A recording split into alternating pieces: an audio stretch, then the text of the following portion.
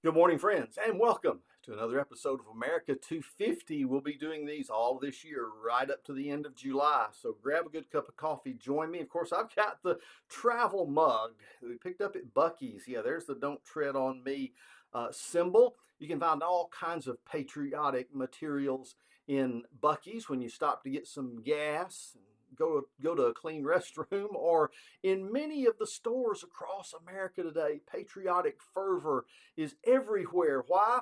We're so thankful for America. So thanks be unto God for this great nation getting up upon its 250th birthday. And as we come to that realization, of course, I'll be talking about things that happened during the Revolutionary War period, as I already have, but the foundation for all of that, the groundwork was laid in an event called the Great Awakening, something that really was intense for a short number of years, but that echoed out through our country after that.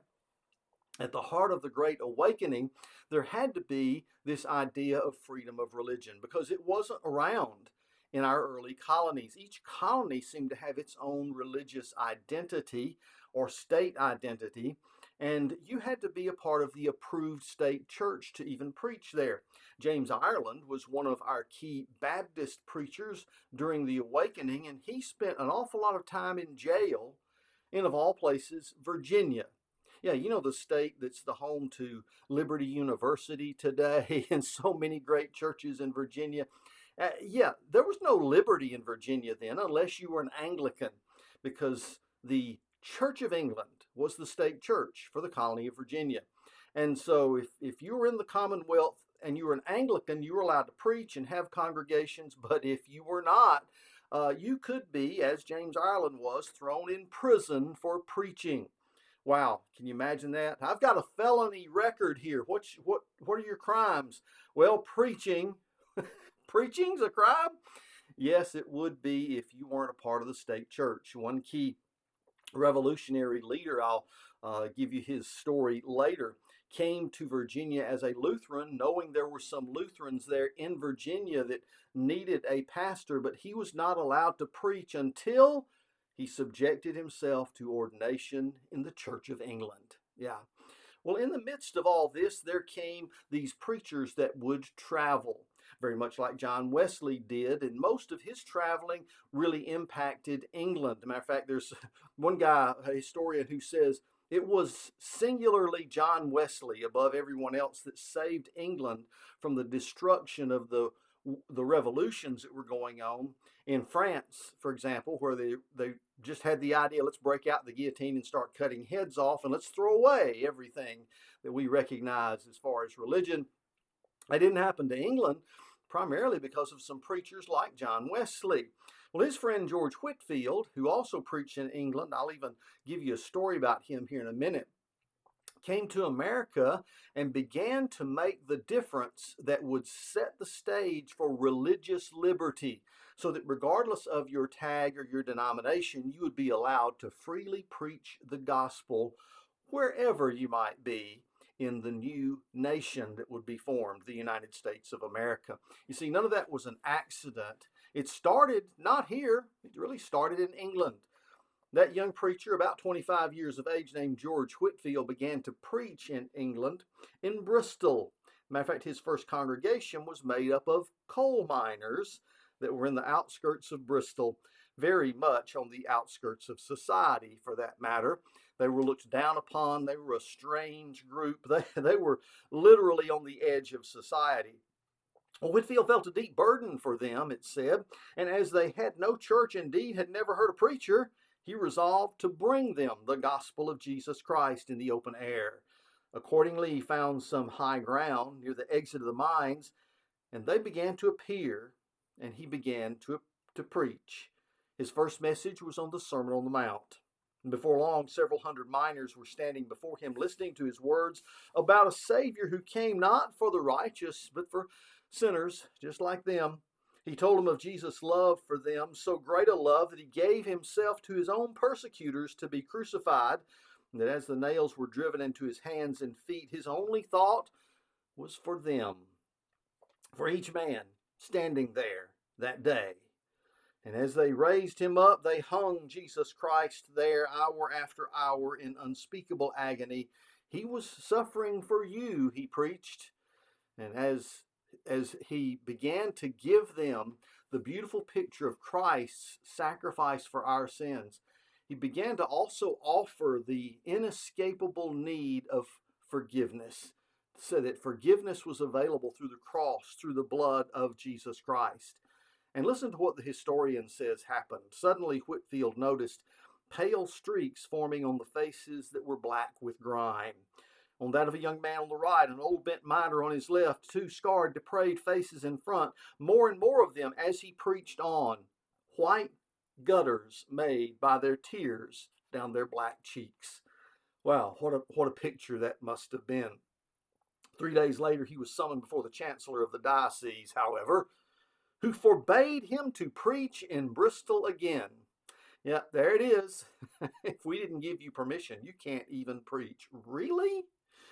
Well, the next day, Whitefield was back preaching to those colliers again, and this time there were 2,000 listening.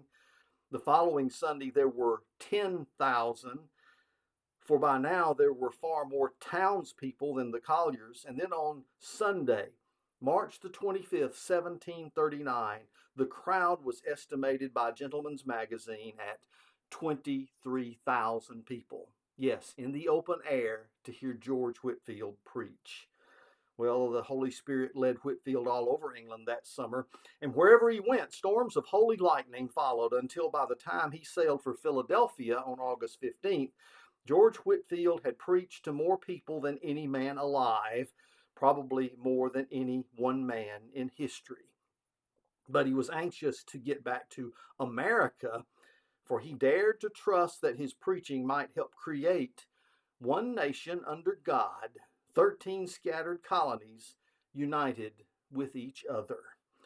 Well, what Whitefield did was come and preach all over the colonies, and in particular, he had a heart for Georgia, my home state. Oglethorpe's colony had so many problems, and among them scattered, orphaned children. And so for that, a children's home was created by Whitefield in Georgia to gather these children and minister to them and teach them about the love of Christ. And everywhere he went, he would preach not only the gospel, but then the idea of missions. And he would raise money to send back to that orphanage. What's amazing is that his impact would really echo down to the time of the Revolution. Now, let me show you some of the ways that happened. In particular, when he was preaching on the courthouse steps in Philadelphia, Whitefield preached with the great William Tennant standing by his side, and the streets were jammed, but the people stood perfectly still to listen to this man of God.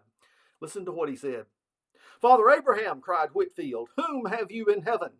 Any Episcopalians?" "No," Whitefield called out, answering his own query. "Any Presbyterians?" "No." "Any Independents or Seceders, New Sides or Old Sides? Any Methodists?" "No, no, no." "Whom have you there then, Father Abraham?" "We don't know those names here. All who are here are Christians, believers in Christ, men who have overcome by the blood of the Lamb and the word of his testimony." Oh, is that the case? Then God help me, God help us all to forget having names and to become Christians in deed and in truth. Wow, that was the echoing message of George Whitefield everywhere he went. Forget all these tags and the people who lord it over you from their various denominations to tell you what you can and cannot do. You need to come to Christ. Forget all those labels. Let's love God first for his great sacrifice, then love one another as he has commanded. And it was Whitefield who then met another man in Philadelphia who's not a man of God, who in fact had remained a confirmed agnostic for some time. And despite all, Whitefield's persuasion was that for some time still. Nevertheless, Ben Franklin became Whitefield's friend. Then in his 30s, the well-known writer and publisher of Poor Richard's Almanac was astonished by the extraordinary influence of Whitefield's oratory on his hearers. And on one occasion, Franklin found himself putting 4 gold sovereigns, all the money he had on him, in the collection plate when he had firmly intended to part with only no more than a shilling to go to that offering for the children's home in Georgia. Well, Whitefield, of course, was making a big difference by his preaching and by this call to support these youngsters who had no other means of support. But it was Ben Franklin commenting on Whitefield that's perhaps most extraordinary. Franklin said it was wonderful to see the change soon made in the manner of our inhabitants. From being thoughtless or indifferent about religion, it seemed as if all the world were growing religious, so that no one could not walk through the streets of the town in an evening without hearing psalms sung in different families of every street. Wow, it's amazing. Here's Ben Franklin, the first truly scientific observer of lightning, listened to Christ's 25-year-old lightning rod preaching from the courthouse steps and was amazed, especially at the carrying power of his voice. It was Franklin who said he retreated intentionally backwards through the crowd to get as far away as he could to see how this gifted man of God's voice carried. And Franklin estimated that George Whitefield could preach in the open air, remember, with no kind of help from PA equipment that we have today. He could preach to 30,000 people, and he did that many times. Amazing how God could take this one man and make such a difference. But you know what? Whitefield did something else. He pointed out what was causing the problem in America to keep us from being unified. He laid the blame squarely at the feet of, are you ready? The clergy. That's right. Whitefield said, I am persuaded that the generality of preachers' talk of an unknown and unfelt Christ is part of the problem. The reason why congregations have been so dead is because they had dead men preaching to them. How can dead men beget living children? That aroused a storm of antipathy, and he was roundly denounced from one famous pulpit after another, though it had no diminishing effect on the crowds that would flock to hear him. But other ministers who went to his meetings heard God himself in what he said. And no less than 20 ministers in Boston alone openly acknowledged George Whitefield as the instrument of their conversion. Now think about that for a minute. They were converted after becoming pastors. Yeah, they were leading congregations, but they weren't Christians. It was only after they heard the preaching of George Whitefield that they realized they needed a personal encounter with Christ, not to pick being a clergyman as some kind of vocational decision because it would be the way to be respected in the community. No, you needed to be born again. You needed to be a part of the family of God that experienced this grace of God in conversion before you could dare to lead others to Christ.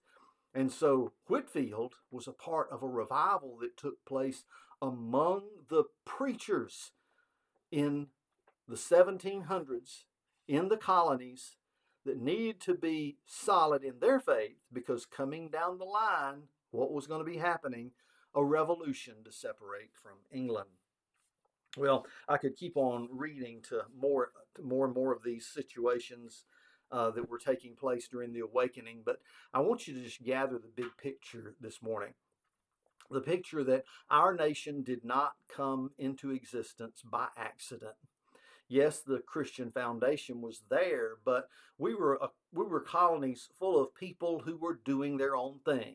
Yes, some of them were escaping religious persecution in Europe, but many of them were just coming to make a buck. They were just coming for the new opportunities they sensed would be in the new world.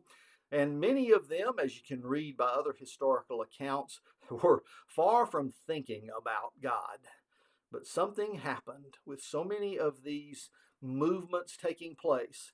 And denominations, just like the Baptists that were almost non-existent in the year 1700, suddenly springing up and finding prosperity all across our colonies because they are preaching a gospel to the people who needed to hear it.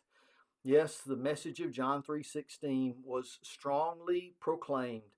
And yes, little denominational groups would get together and have their debates and argue over the differences in their theology. But ultimately, what drove our nation to become the model for one nation under God was the preaching of men like Whitefield, who said there's something far more important than your tag. It's your relationship with God, something that's been made available by the precious blood of Jesus. And your faith in Jesus Christ, not your faith in your denomination, is what saves you. And your faith in Jesus Christ is what will keep you, regardless of which of these other denominations you're talking to at the time. And that means we can worship together across those lines as long as we're worshiping that Lord, the Lord Jesus Christ, as long as we are recognizing what he did for us. And that's a gospel we can share, a gospel we can proclaim, and one that even after the revolution wasn't certainly free to be preached by everyone yet. It took the hard work of some folks, especially Baptists, to say to our founders, you've got to give us an amendment that promises freedom of religion, the ability to share this good news, regardless of the background we come from, regardless of the tag of our church or our denomination.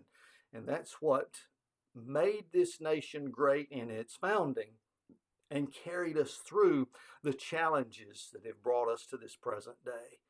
Friends, that's a foundation worth remembering, and it's one worth recognizing, one that we need to not forsake for somebody else's strange ideas, coming perhaps from religions that are not just alternatives, but anti-Christian in their foundings. Thanks for spending some time with me today. Worship with God's people somewhere tomorrow, and I will see you on Monday when we wake up in God's Word.